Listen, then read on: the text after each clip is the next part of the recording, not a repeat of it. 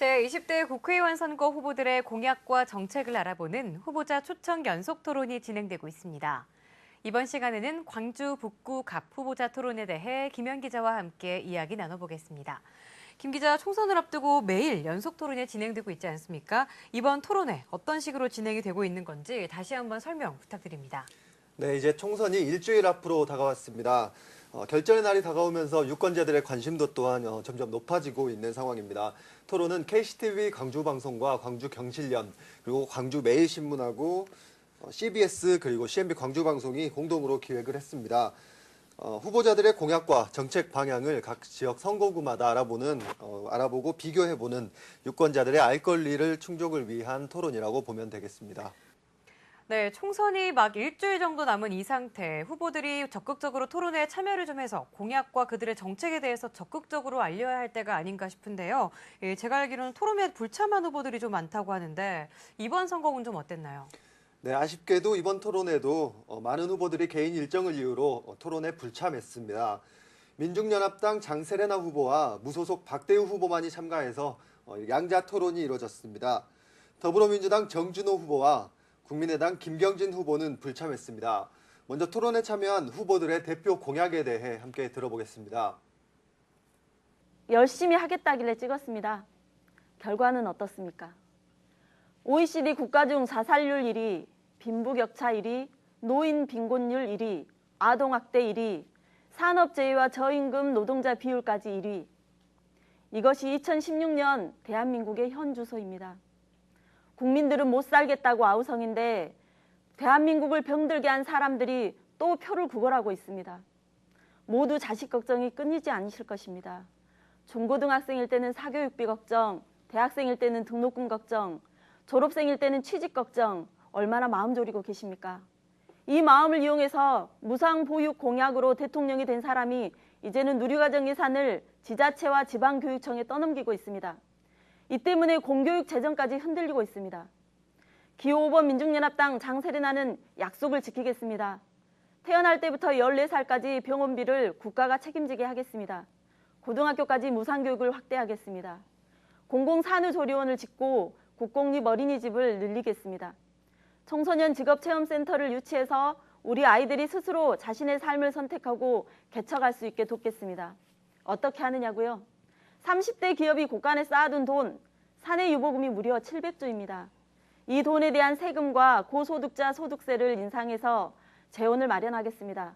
청년 고용을 늘리고 800만 비정규직을 정규직화하고 대학 등록금 100만 원 상한제도 해내겠습니다. 이렇게 노동자, 농민, 청년의 소득이 늘어나면 자영업자에게도 바로 파급 효과가 나타날 것입니다. 장세레나는 영세 자영업자입니다. 혼자 영업하고 일하고 납품까지 다 합니다. 누구보다 영세 자영업자의 어려움을 잘 아는 사람입니다. 영세 자영업자의 삶을 지키기 위해 자영업자당을 만들겠습니다. 자영업자의 직접 정치를 꼭 실현하겠습니다. 저의 대표 공약은 크게 두 가지입니다. 민생경제와 관련된 징벌적 요금과 과태료 문제, 그리고 지역발전 공약인데요. 먼저 민생경제와 관련된 공약은 전기누진세 반드시 폐지하겠습니다.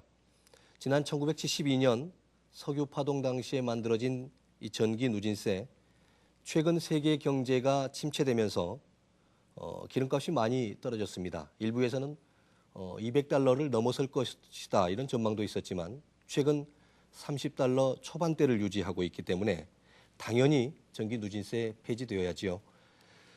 전기누진세 때문에 추운 겨울 특히나 난방에 취약한 원도심 어르신들 전기장판 또 전기난로 한번 제대로 켜지 못합니다. 서민경제의 위축을 심화시키고 있는 이 전기누진세 폐지하는 문제, 내수 활성화로 고민하고 있는 정부 역시도 찬성할 것으로 기대하고 있습니다. 이 밖에도 주정차 위반 과태료와 같은 세수 확보 정책에 좀 문제가 있는 게 아닌가 하는 의심을 갖고 있습니다. 이 부분 좀 적극적으로 검토하겠습니다. 두 번째는 지역발전 공약입니다. 많은 후보들이 일자리 만들어내겠다, 지역경제 살리겠다고 얘기하는데요. 최근 삼성이 가전라인 일부를 외국으로 옮겨가고 있습니다. 실제로 대기업들 그리고 공장들은 돈이 되지 않으면, 이윤이 남지 않으면 공장을 짓는다거나 신규 투자를 하지 않습니다. 이게 당연한 자본주의의 원리 아니겠습니까? 저는 건강기능식품 특화단지를 만들겠습니다. 21세기 인간의 가장 큰 희망과 바람은 바로 건강하게 그리고 오래 사는 것입니다. 산업화의 혜택에서 벗어나 있었지만 공장도 없고 깨끗한 땅과 물 그리고 공기를 갖고 있는 전남의 자연이야말로 이제는 가장 강력한 산업 기반 경쟁력이라고 보고 있습니다. 그 무엇과도 바꿀 수 없는 것이죠. 그리고 세계적인 기업들도 주목하고 있는 시장이 바로 이 기능성 건강식품 그리고 바이오 신약 시장입니다.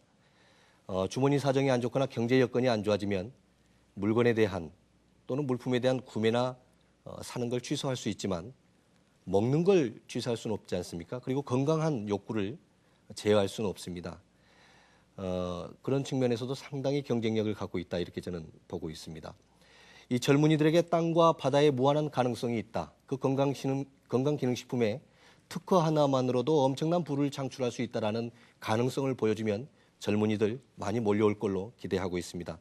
존경하는 북구갑 주민 여러분, 기호 6번 박대우에 지킬 수 있고 또 현실적인 공약들 반드시 응원해 주십시오. 함께 하겠습니다. 네, 각 후보들의 대표 공약에 대한 이야기 잘 들어봤습니다. 이제 본격적으로 지역 현안에 대한 문제에 대해서 들어봐야 될 것 같은데요. 어떤 질문들이 좀 오갔었나요?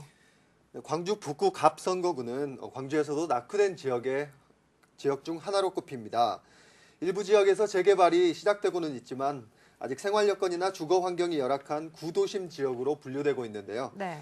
북구 지역이 살아날 수 있는 미래 비전은 무엇인지 어떤 또 대안을 갖고 있는지 후보들에게 물어봤습니다. 함께 들어보겠습니다.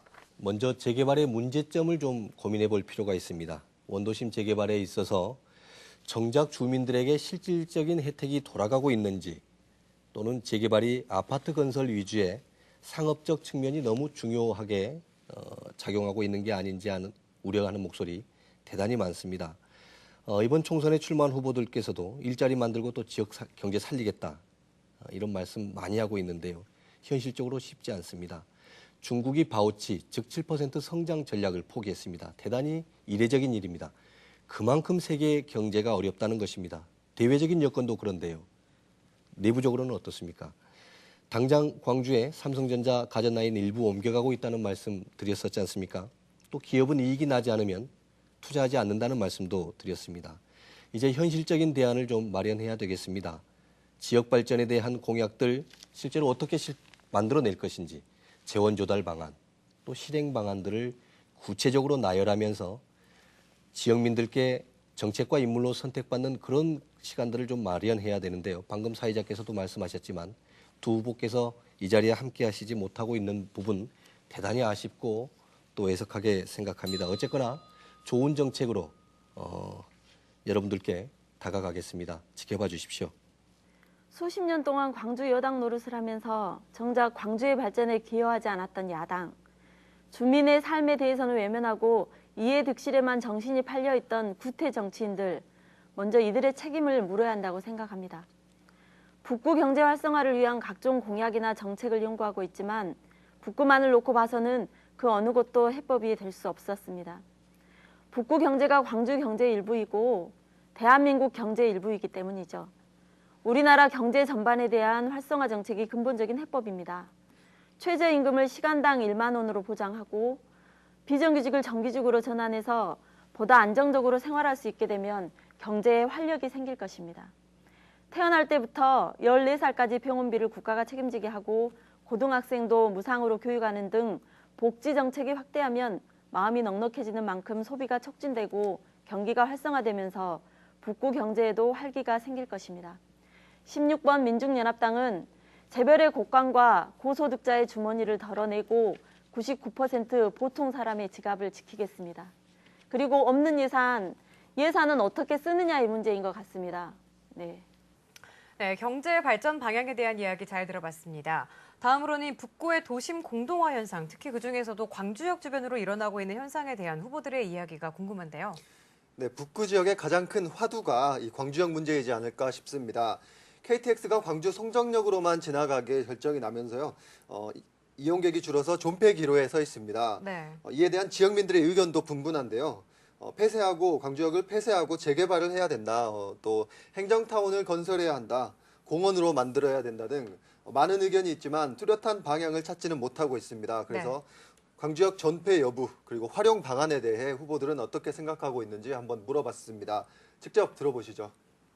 네, 사회자 말씀처럼 최근 송정역으로 만든 모든 KTX를 배정하면서 하루 평균 이용객이 약 5천 명에서 1천 명 이하로 줄었죠. 광주역에 대한 종합적이고 장기적인 정책을 더 이상 미룰 수 없습니다.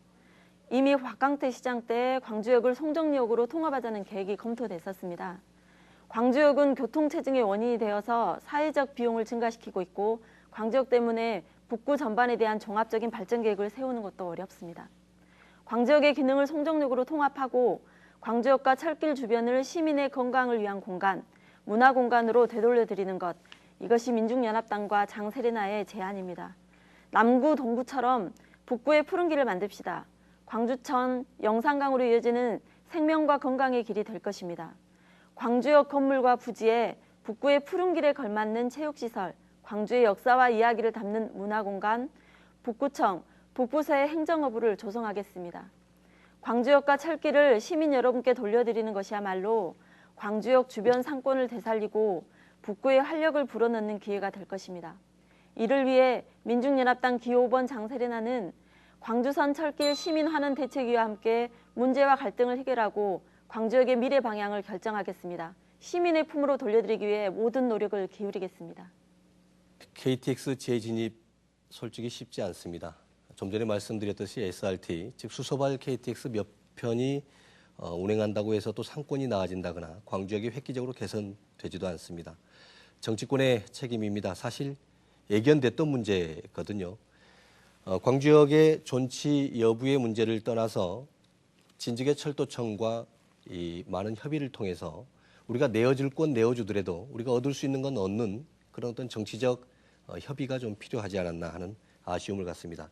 1차적으로 광주역을 관통하는 도로 개설 문제에 좀 집중적으로 연구할 필요가 있겠습니다. 그리고 좀 전에 말씀드렸듯이 동축 유휴부지 국토교통부와 이 철도공사가 약 16,000제곱미터 소유하고 있습니다. 유휴부지이기 때문에요. 이 부분부터 좀 순차적으로 개발을 해보자는 것입니다. 물론 장밋빛 공약도 좋고 또 대대적으로 개발하면 좋겠죠. 하지만 쉽지 않은 문제입니다. 그래서 보다 실효성 있게 순차적으로 1차, 2차, 3차 단계의 과정을 거치는 개발 방안이 가장 합리적이고 또 효율적이지 않나 싶습니다. 무엇보다도 이 접근성, 송정역과의 접근성이라든가 편의성을 좀 확보하는 방안도 상당히 좀 심도 있게 검토해 봐야 되지 않겠습니까? 시간이 많이 걸리지 않고 또 송정역까지 가는 길이 편하다면 광주역에 대한 문제도 다소 좀 완화되지 않을까 그런 기대를 갖게 됩니다. 네, 광주 북구 갑 후보들의 약속 잘 들어봤습니다. 북구 유권자 여러분들의 현명한 선택 기대하겠습니다. 김 기자, 오늘 수고 많았습니다.